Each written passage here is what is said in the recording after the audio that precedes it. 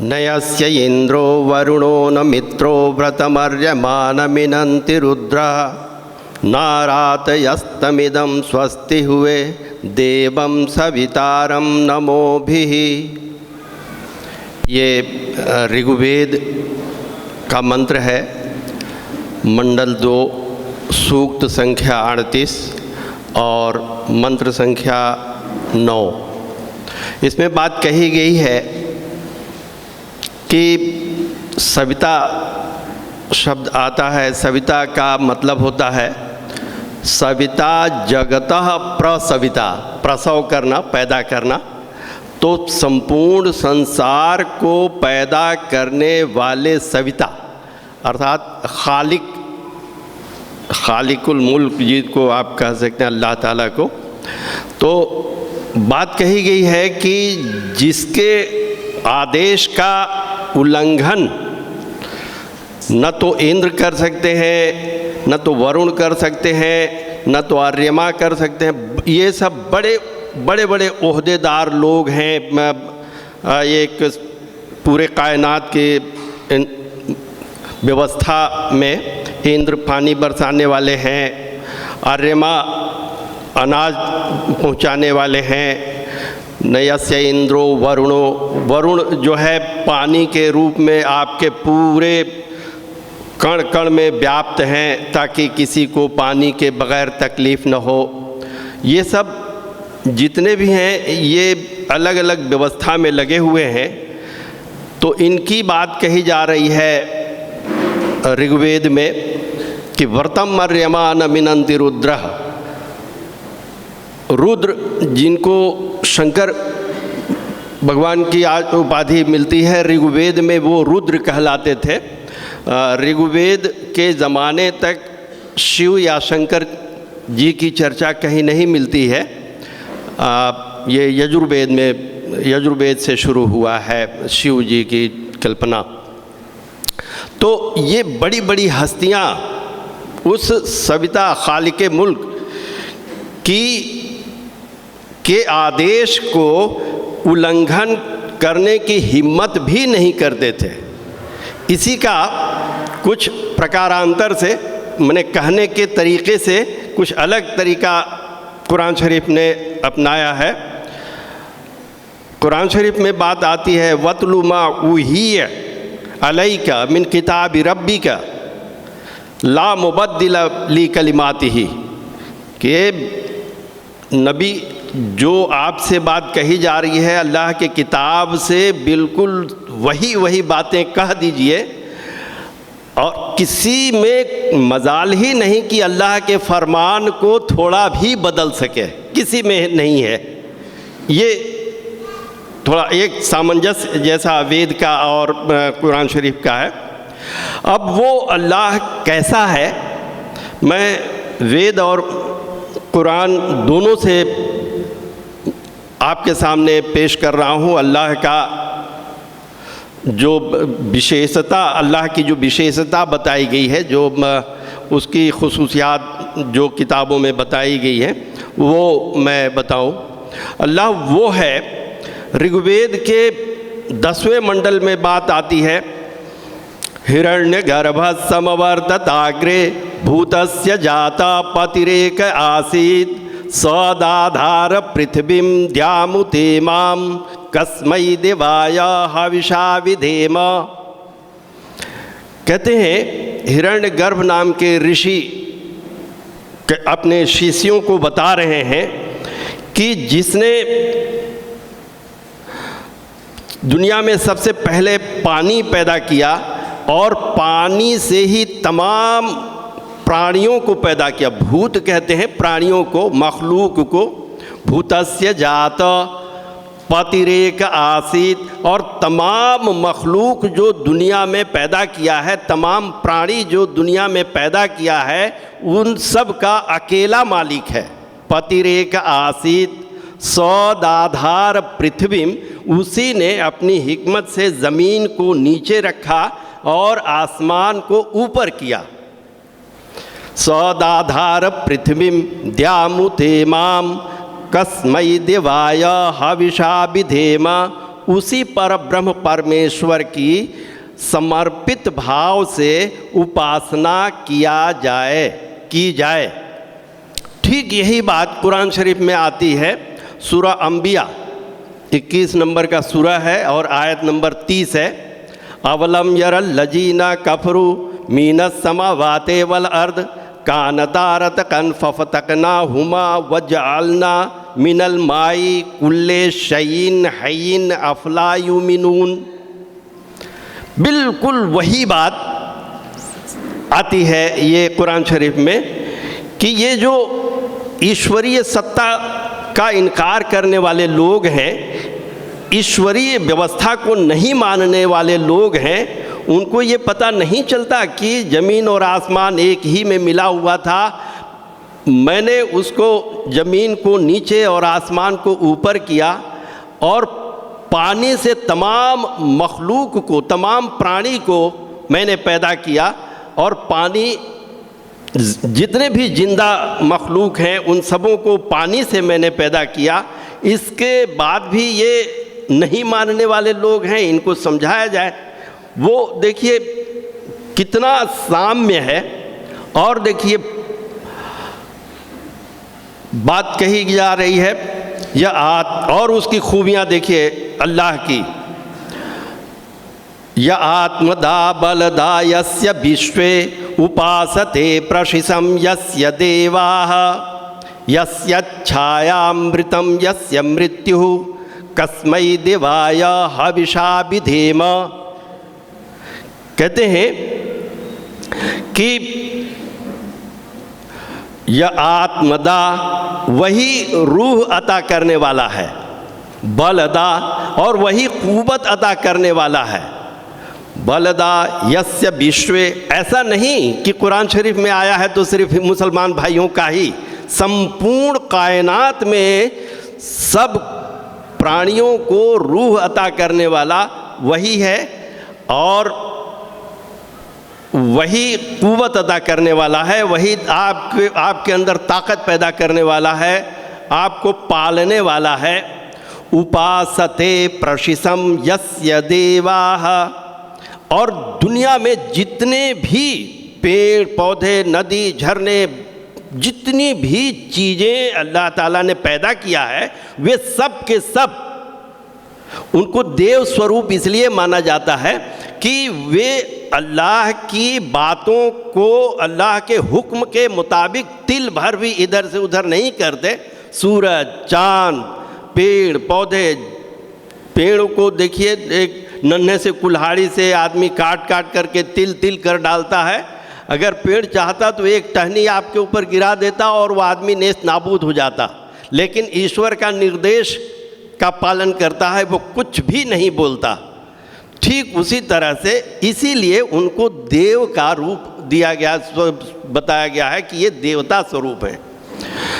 तो उपासते प्रशिसम यस्य देवाः, जितने देव स्वरूप जितने भी मखलूक हैं जो अल्लाह के फरमान को मानने वाले लोग हैं वे सब के सब देवता इस तरह से उसकी उपासना करते हैं।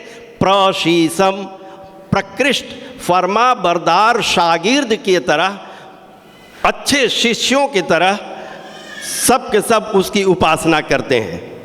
ठीक यही बात कुरान शरीफ में सूरा अल हदीद में बात आती है।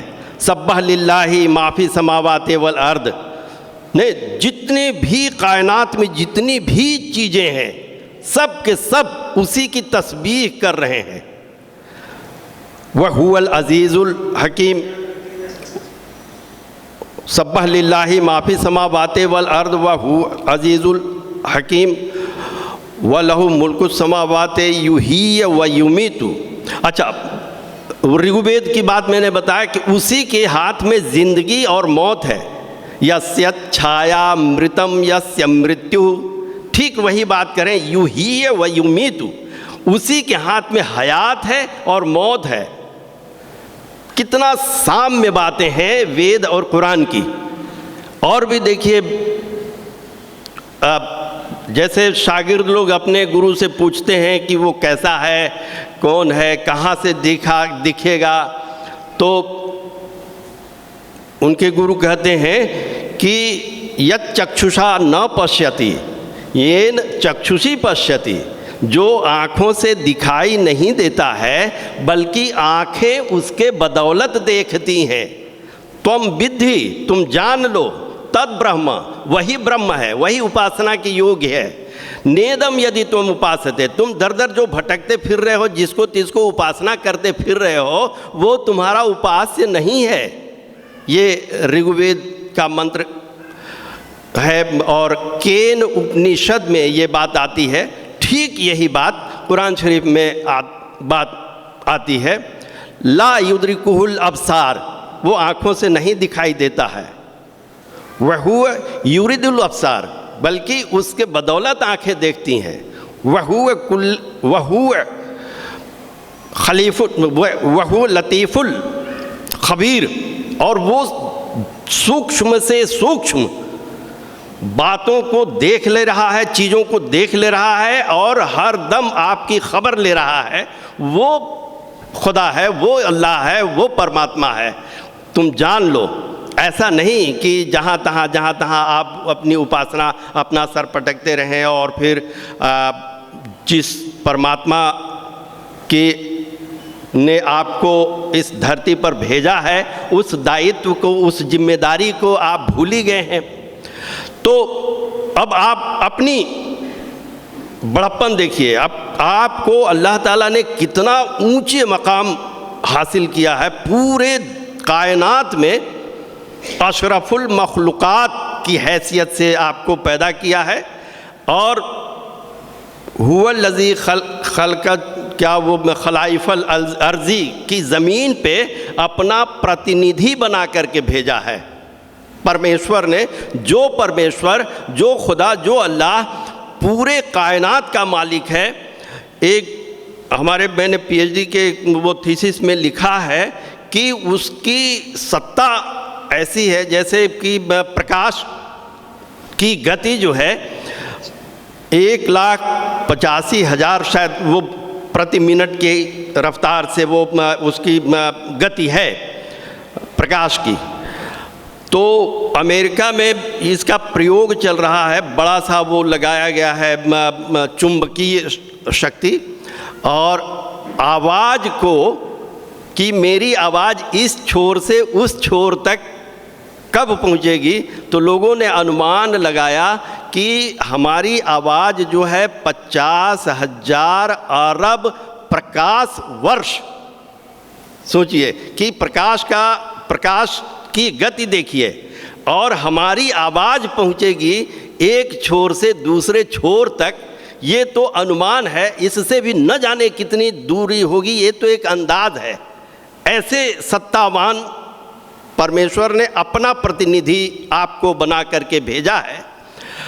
और दुनिया का सारा विकास जो भी आप देख रहे हैं दुनिया में, पूरी दुनिया में, उस सारा के सारा विकास आपके ज़रिए करा रहा है, आपको वो अकल दे रहा है।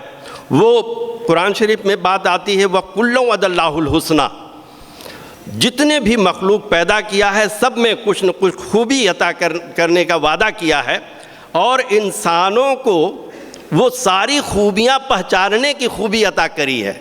सोचिए आप कितने महान हैं। और भी देखिए, महाभारत में जब युद्ध हो रहा है तो कृष्ण जी विराट रूप अर्जुन को दिखाते हैं। कृष्ण जी जो भगवत गीता का उपदेश उन्होंने दिया है वो असल में ब्रह्ममय होकर के दिया है। ब्रह्ममय, तो वो परब्रह्म परमेश्वर।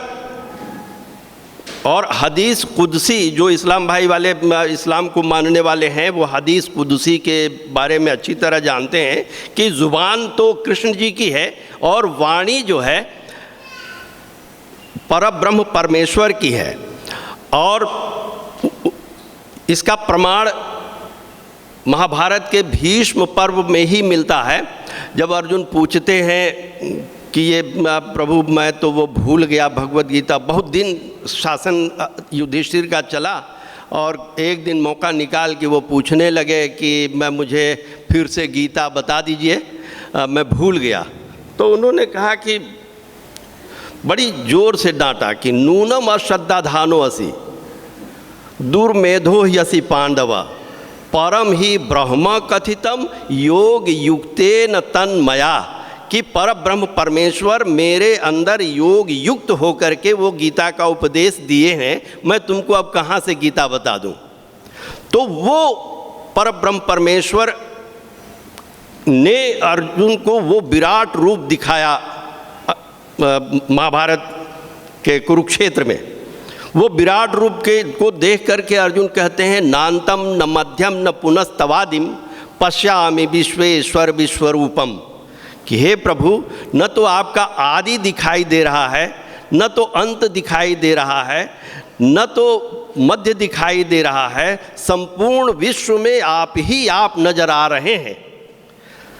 वह अपरंपार परमात्मा आपके हृदय स्थान में रहता है। भगवत गीता के 18वें अध्याय का 62वां श्लोक है, 61-62।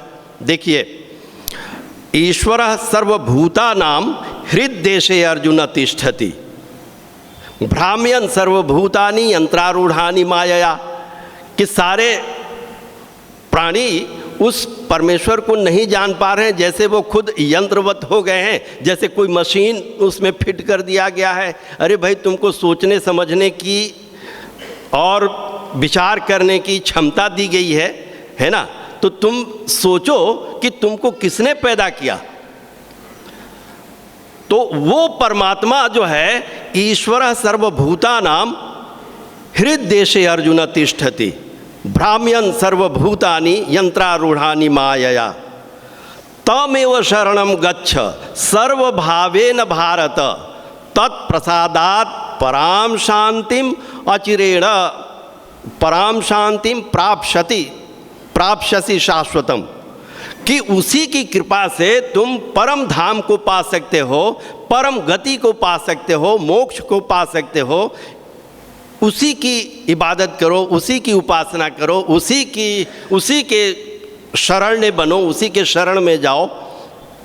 ये गीता का उपदेश है।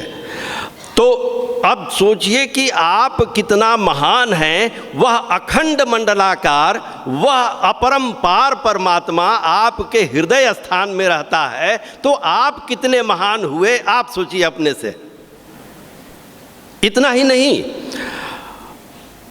भगवत गीता के, और यही बात कुरान शरीफ में इसी सूरह अल हदीद के 3रे आयत में बात आती है, हुवल अव्वल वल आखिर व ज़ाहिर वल बातिन वह हुवे कुल्ले शैइन अलीमा।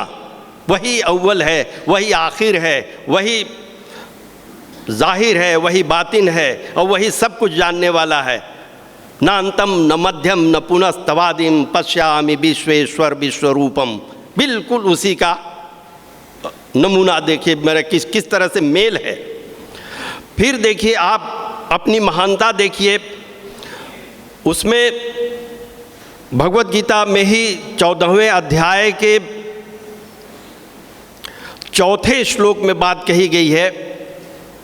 आज जो दुनिया भर में विश्व बंधुत्व की बातें चल रही हैं, ग्लोबल इंटरफेथ की बातें चल रही हैं, और भ्रातृत्व स्नेह की बातें चल रही हैं, आप इन ग्रंथों को देखिए कि आप सगे भाई हैं। उसमें बात आती है कि सर्व प्रकृतिषु कौन्तेय मूर्तयः संभवन्ति या तासाम ब्रह्म महद्योनि अहम बीजः प्रदः पिता, कि आप दुनिया में जितने शरीर हैं उन सारे शरीर की रचना तो प्राकृतिक तत्वों से हुई है। क्षिति जल पावक गगन समीर प्रत्यूष प्रभास सोम, ये अष्टधा प्रकृति से सारे शरीर की रचना हुई है। तो शरीर के हिसाब से सब भाई भाई तो हुए ही। और तासाम ब्रह्म महद्योनि अहम बीजः प्रदः पिता, और उसमें बीज रूप में प्राण तत्व डालने वाला खुद परमेश्वर है। तो आपके अंदर उस परमेश्वर का प्राण तत्व है। कुरान शरीफ में भी बात आती है, सूरह सजदा में, सूरह सजदा के 8वें आयत में बात आती है कि सुम्मा सव्वाहु नफ़ख़ा फ़ीही मिन रूहिही, कि मैंने उसको नाखून से लेके सर के चोटी तक, कहाँ पे आँख होना चाहिए, कहाँ पे नाक होना चाहिए, कहाँ पे कान होना चाहिए, कहाँ पे अतड़ियाँ होनी चाहिए, कहाँ कितना उससे काम लेना है दुनिया में, कितना उसको दिमाग देना चाहिए, ये सारी की सारी अल्लाह ताला ने दुरुस्त किया।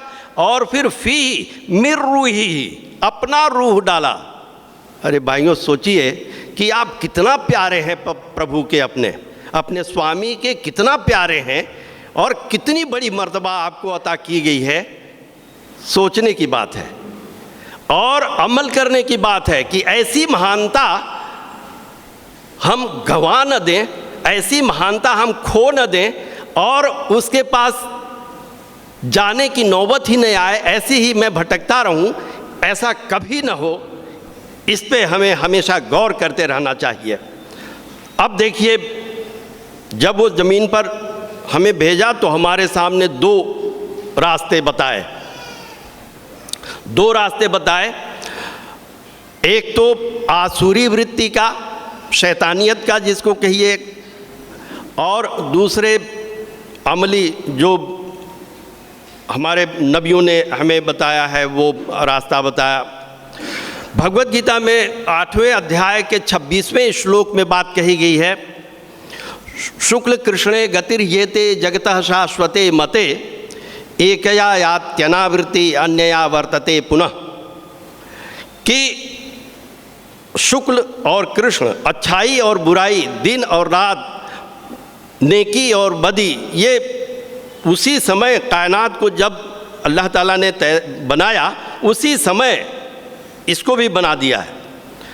और जो नेकी करके और अल्लाह के मुताबिक जीवन बसर करके, अल्लाह का पक्का मित्र बन करके, पक्का दोस्त बन करके अपना जीवन बसर कर रहा है, वो तो अल्लाह के लिए बहुत ही प्रिय बंदा कहलाएगा। और जो भटकाव में आ जाएगा, जिसके सीने में अल्लाह मौजूद है, जिसके लिए अल्लाह ताला ने ये पूरी कायनात बना दिया है, कायनात की एक एक चीज़ आपके लिए बनाया है, उस अल्लाह को छोड़कर आप शैतान को दोस्त बनाएंगे, आप हैवान को दोस्त बनाएंगे, आप तमाम तरह के बुराइयों को दोस्त बनाएंगे। फिर आप सोचिए कि वो हृदय स्थान में रहने वाला प्रभु की गति क्या होगी, उसको कितनी तकलीफ़ होती होगी, कितना वो आपके को कोसता होगा। ये सोचने की बात है। तो ठीक यही बात ये जो है कुरान शरीफ में भी बात आती है, इन्ना हदैना हुस्सबील इम्मा शाकिरऊ व इम्मा फ़कूरा, कि मैंने उसको दोनों रास्ते बता दिया है, दोनों रास्ते मैंने बता दिया है। अब वो शुक्र करने वाला बनता है कि वो काफिर, इनकार करने, अल्लाह की इतनी खूबियों को, इतनी देन को, इतने व्यवस्थाओं को इनकार करने वाला बनता है। ये आपका इम्तहान लेगा ज़रूर, क्योंकि इतना मर्तबा आपको अता किया है तो वो ऐसे ही तो नहीं छोड़ेगा भाई। फिर देखिए, ये एक तरफ तो संसार का मालिक है और एक तरफ पूरा संसार है, संसार का एक से एक वैभव, एक से एक चमत्कारिक चीज़ें, एक से एक लुभावनी चीज़ें, मनोरंजक चीज़ें आपके लिए दिया है। तो 99% जो हैं इस संसार के खूबियों को देखकर उलझ जाते हैं और संसार को पैदा करने वाले को भूल ही जाते हैं। जिसने आपके लिए इतना सब अता किया उसको वो भूल ही जाते हैं और संसार को जुटाने में, अपने समेटने में और एक से बढ़कर एक अमीर बनने के चक्कर में वो भूल ही जाता है कि जिस मालिक ने हमें पैदा किया है, जिस मालिक ने हमारे लिए ये सारी इंतजामात किया है, उस मालिक को ज़र्रा बराबर भी ख्याल नहीं आ पाता। वो सूरा अल्हाकुमुत तकासुर हत्ता जुर्तुमुल मकाबिर को ख्याल करिए, पढ़िए, देखिए। उसमें बात आती है कि ये संसार में एक से एक ऊपर उठाने के लिए, ऊपर उठने के लिए, अमीर बनने के लिए, बादशाहत, एक बादशाह से बढ़कर बादशाह बनने के चक्कर में इतना गफलत हो गए कि भूल ही गए, यहाँ तक कि वो कब्रिस्तान के करीब पहुँच गए और कुछ नहीं कर सके। तो ऐसा आपका वो नहीं होगा, ऐसे आपको वो नहीं छोड़ेगा कि आपको इतनी बड़ी दौलत दे दी है और आप शैतानों का दोस्त बनते फिरें, हैवानों का दोस्त बनते फिरें और जुर्म करते फिरें, मजलूमों को सताते फिरें, एक दूसरे की खिदमत ना करें, एक दूसरे को अल्लाह की रचना समझ करके न मोहब्बत करें, तो फिर इसका जवाब तो देना पड़ेगा भाई। दोनों ग्रंथों में बात ऐसी आती है, वेदों में भी और कुरान शरीफ में भी। और देखिए, हमें पैदा किया है तो निश्चित रूप से, जैसे कि दुनिया में हम देखते हैं, जैसे कंप्यूटर बनाने वाला बनाया तो कंप्यूटर को कैसे संचालन किया जाए ये उसकी नियमावली भी तैयार किया, और नियमावली के साथ साथ एक समझदार प्रशिक्षक है ना, अध्यापक भी तैयार कर देता है वो कंप्यूटर तैयार करने वाला, कि ये जो है लोगों को सिखाए, है कि नहीं। अब उस नियमावली के मुताबिक कंप्यूटर नहीं चलाएंगे तो कंप्यूटर चलेगा क्या? या तो वो टूट टाट के पहले ही बर्बाद हो जाएगा, या तो आपसे चलेगा ही नहीं। और आपने उस प्रशिक्षक का जो पढ़ा रहा है उसका ध्यान नहीं दिया और अपने मनमानी चलाने लगे, तो फिर आपकी क्या गति होगी? आप तो पूरी फैक्ट्री जला कर रख देंगे, है कि नहीं। ठीक इसी तरह से आपको इतना मर्तबा देते हुए अपना खलीफा बना करके भेजा है प्रभु ने, और तो आपके संचालन, जीवन संचालन के लिए आचार संहिता तो जाहिर है देगा, क्योंकि हम उसी की नकल करते हैं आगे की ज़िंदगी में। तो ये आचार संहिता अभी तक के इतिहास में जो बात आती है, वेद से पहले अभी तक कोई धर्म ग्रंथ की चर्चा नहीं है, लेकिन वेद इतने भारी भरकम के हुए कि हमारे देश के 99% ऐसे लोग हैं जिन्होंने वेदों का दर्शन तक नहीं किया होगा। तो अब बताइए, मनमानी जीवन जी रहे हैं कि नहीं। फिर वेदों का ही निचोड़ जब देखा, परमात्मा तो दयालु है, अत्यंत करुणा है, बिस्मिल्लाहिर्रहमानिर्रहीम, हर बात पे हम कहते हैं रहीम और रहमान है, निहायत दयावान और करुणावान है। उसने जो है, टाइम बता दीजिएगा मुझे, अच्छा, उसने जो है बार बार जहाँ जहाँ जब जब आपका भटकाव हुआ तो आचार संहिता फिर से आपको वही आचार संहिता ला करके दिया कि ये है। तो उसी के हिसाब से वेदों को तो कोई न पढ़ पाए, न समझ पाए और न तो उसका अनुपालन कर पाए, जबकि वेदों का उद्देश्य था अध्ययन, मनन और अनुपालन। लेकिन 99% हम भारत के लोगों ने वेदों को नहीं देखा है। खैर, मैं तो ईश्वर की कृपा से देखा हूँ, पढ़ा हूँ और पढ़ाता भी हूँ, नहीं वो किया है। तो वेदों का ही निचोड़ उपनिषद आए।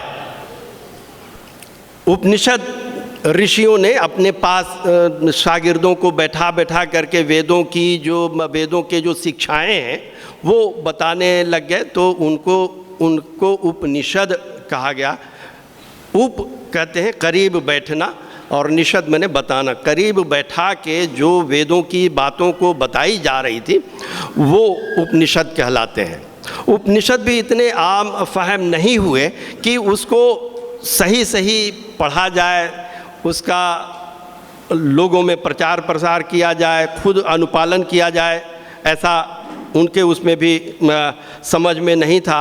108 उपनिषदों की चर्चा सारे वेदों से उसके निचोड़ हुए हैं, तो वो भी लोगों के समझ में नहीं आए। तो जब कृष्ण जी का धरती पर आगमन हुआ तो सारे उपनिषदों का निचोड़ करके उन्होंने भगवत गीता तैयार किया।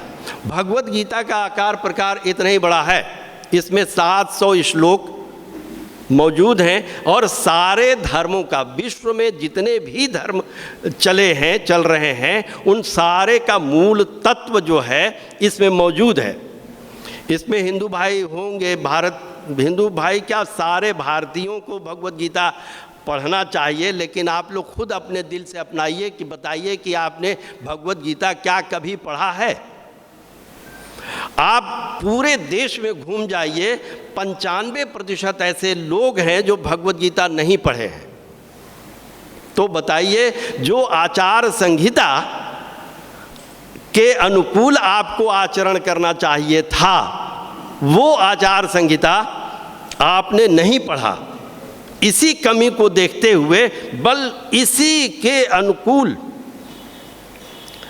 आप ईश्वर जब देखा कि अब तो प्रलय करीब है, कयामत नज़दीक है और हमारे प्रिय प्राणी, सर्वोत्तम प्राणी, अशरफुल मखलूक़ात अभी तक चेत नहीं किया, तो गफलत में ही पड़ा हुआ है, तो क़यामत के दिन उसका क्या हश्र होगा। उसका प्यार देखिए, उसका उद्गार देखिए आपके प्रति।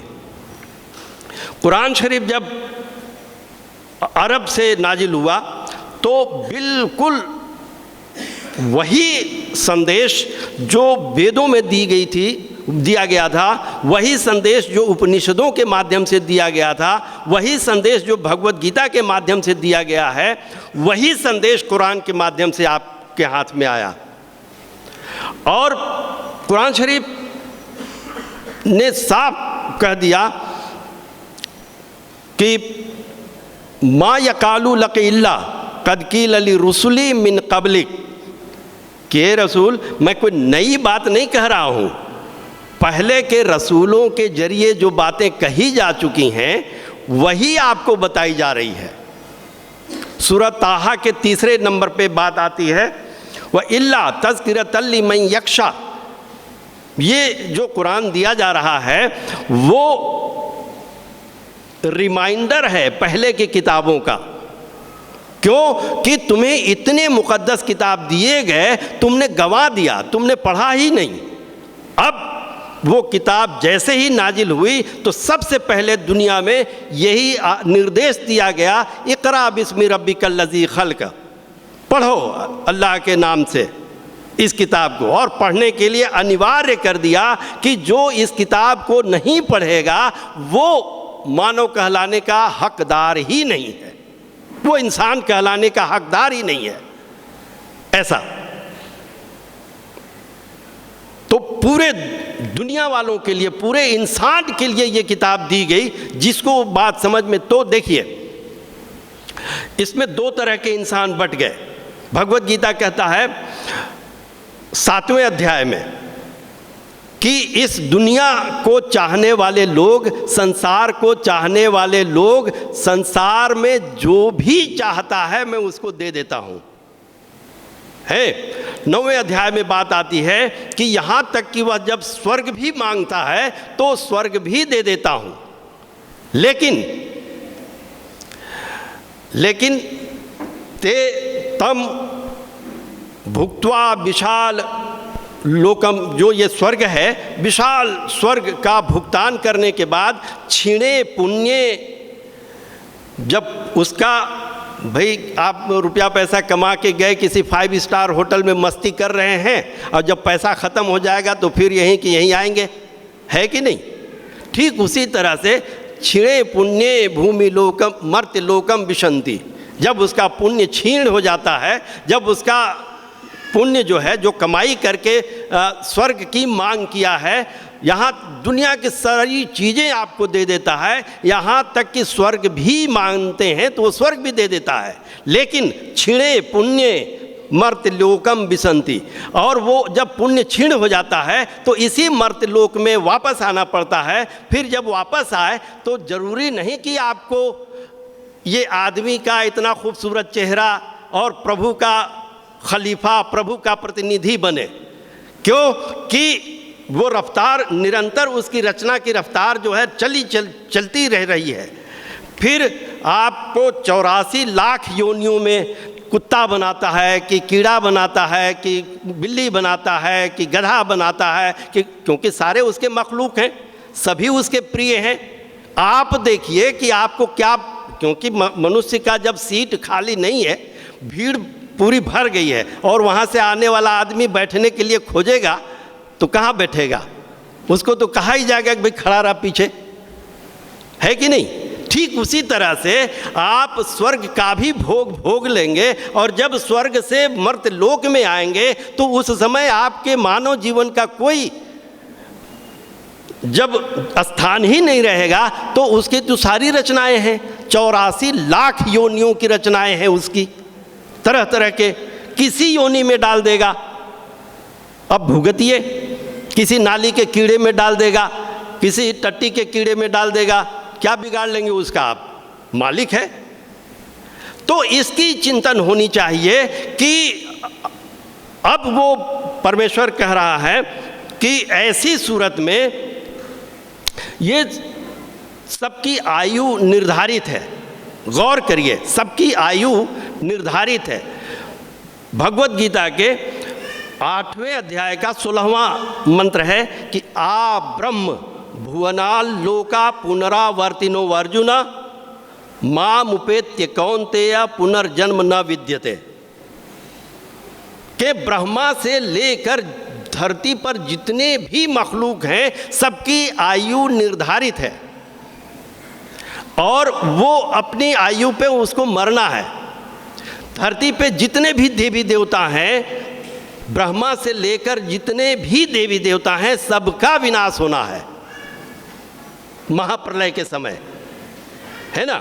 जैसे लक्ष्मी जी की उपासना कर रहे हैं तो लक्ष्मी जी की उपासना, उनका फल, उनका वरदान तो हमें इसी धरती पर मिलना है कि नहीं? परलोक में तो इसकी कोई आवश्यकता ही नहीं है, सूरज की वहाँ कोई आवश्यकता ही नहीं है। क्यों कि कहा गया न तत्र सूर्यो भाति न चंद्र न तारक तमेव भाषा प्रतिभाति सर्वम।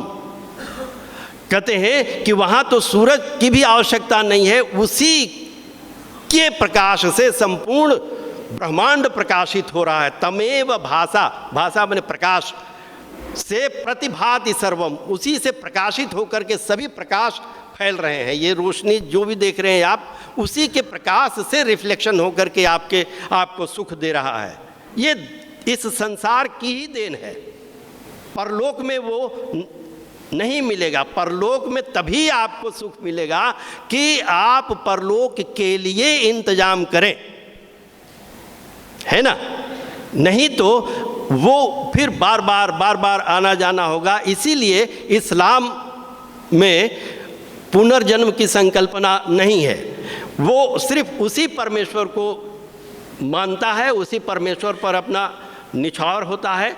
हाँ, एहतराम, श्रद्धा, आदर, इज्जत सबका करना है। जो भी इस धरती पर है, हम धरती के अन्न जल खा पी रहे हैं, पानी पी रहे हैं, धरती में चल फिर रहे हैं, धरती के एक एक चीज़ों का उपयोग कर रहे हैं, तो सबका आदर करना है। अपने को देवता जैसे बनकर रहना है ताकि सब कोई आपको आदर दे, ऐसी व्यवस्था करना है। वो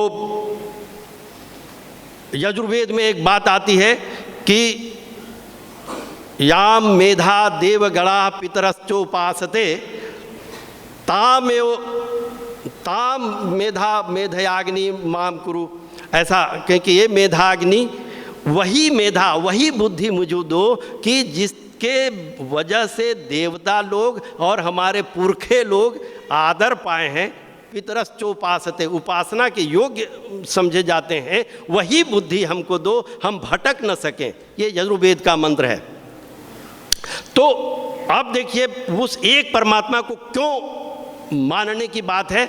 भगवत गीता के 9वें अध्याय के 22वां श्लोक है कि यान्ति देवव्रता देवान, पितॄन यान्ति पितृव्रता, भूतानि यान्ति भूतेज्या, यान्ति मद्या जिनोपि माम, कि जो तमाम तरह के देवताओं की उपासना कर रहे हैं वो देवताओं के लोक में जाएंगे। अभी मैंने बताया भगवत गीता के ही श्लोक कि सबका उम्र निर्धारित है, देवताओं का भी, ब्रह्मा तक का भी है। तो आप जिस देवता की उपासना कर रहे हैं वो देवता भी अपने उम्र पे जब नष्ट हो जाएंगे, ख़त्म हो जाएंगे, तो आप कहाँ जाएंगे? कौन सहारा देगा आपको? किसके पल्ले आप पड़ेंगे? किसके शरण में आप रहेंगे? नहीं है। तो वहाँ बताया जा रहा है कि और फिर पितॄन यान्ति पितृव्रता, कुछ लोग अपने पितरों के, पुरखों की उपासना करते हैं, तो पितरों की भी तो उम्र निर्धारित है, तो पितरों के लोक में चले जाते हैं और उन पितरों के लोक का उपभोग करके फिर धरती पर आते हैं। भूतानि यान्ति भूतेज्या, कुछ लोग भूत प्रेत की भी पूजा करते हैं, तो इन भूत प्रेत का भी लोक अपना है, खुदा ने सबका इंतजाम कर रखा है, तो उस लोक में जाते हैं और उनकी उम्र ख़त्म होने के बाद फिर धरती पर आते हैं और धरती पर आके फिर मारे मारे फिरते हैं कि अब क्या करें। तो कहते हैं यान्ति मद्या जिनोपि माम, जो मेरी यजन करता है, जो मेरी उपासना करता है। गौर करिए, भगवत गीता का उपदेश परब्रह्म परमेश्वर के मुंह से वाणी निकली है, तो वो परमेश्वर बोल रहा है कि जो मेरी उपासना करता है वो मेरे लोक में जाता है, उसका कभी पुनर्जन्म नहीं होता, उसको कहीं भटकने की जरूरत ही नहीं होती। ये बात कही गई है। और भगवत गीता में ही 9वें अध्याय के 20वें श्लोक में अपना परिचय देते हैं। ये जो भगवत गीता का उपदेश दिया है प्रभु ने, उसका वो परिचय दे रहे हैं। गतिर्भक्ता, कि जितने चलायमान जीव हैं, गति करने वाले लोग हैं, वो सब के सब का पालन करने वाला है। गतिर्भर्ता, जो भी जानदार चीज़ें हैं सब का भरण पोषण करने वाला वही है। गतिर्भर्ता, प्रभु साक्षी, प्रभु है, स्वामी है, मालिक है, साक्षी, आपको निरंतर देखते रहने वाला है, निरंतर आपको देखते रहने वाला है कि कहीं आप धोखे में ना पड़ जाएं।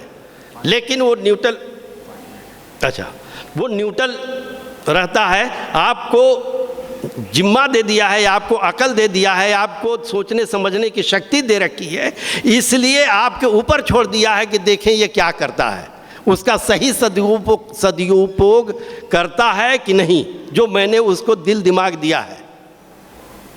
तो वो देखता रहता है, आपको वहाँ सहेजता नहीं कि ये गलत जा रहे हो, ऐसा नहीं कहता। गतिर्भर्ता, प्रभु साक्षी, और निवास शरणम सुहृद, और अंत में उसी के यहाँ जाना है। निवास है वो सबका। भगवत गीता में आता है अव्यक्तादीनि भूतानि व्यक्तम मध्यानि भारत, अव्यक्त निधना नैव तत्र का परिदेवना। ये सारे उसी निराकार परब्रह्म परमेश्वर से सब कुछ निकले हुए हैं और उसी के तरफ सबको लौटना है। अब ये निर्णय करना है आपको कि आप उसके काबिल हैं कि नहीं। ठीक यही बात कुरान शरीफ में बात कही गई है, इन्ना लिल्लाहि इन्ना इलैहि राजिऊन। हम सब अल्लाह के ही हैं और अल्लाह के तरफ ही लौट कर जाना है। तो अल्लाह के तरफ लौट कर जाना है तो उसके काबिल अपने आप को बनाना है, तभी तो इस तरह से गतिर्भक्त शरण्यम, वही सही मामले में सही पनाह देने वाला है, शरण देने वाला है। सुहृद, बड़ी मोहब्बत से, बड़ी प्यार से आपको पनाह देने वाला वही है। और सारे देवी देवता जितने भी दुनिया में हैं सब फना हो जाएंगे महाप्रलय के दिन। वही एक अजर है, अमर है, प्रणव है, ओम है, हय्यो कय्यूम है, वही परमात्मा है। तो इसी के साथ मेरा तो टाइम ख़त्म हो गया। आप सबों को मैं सलाम करता हूँ। फिर खुदा ने चाहा तो फिर कभी चर्चा होती रहेगी। अस्सलाम।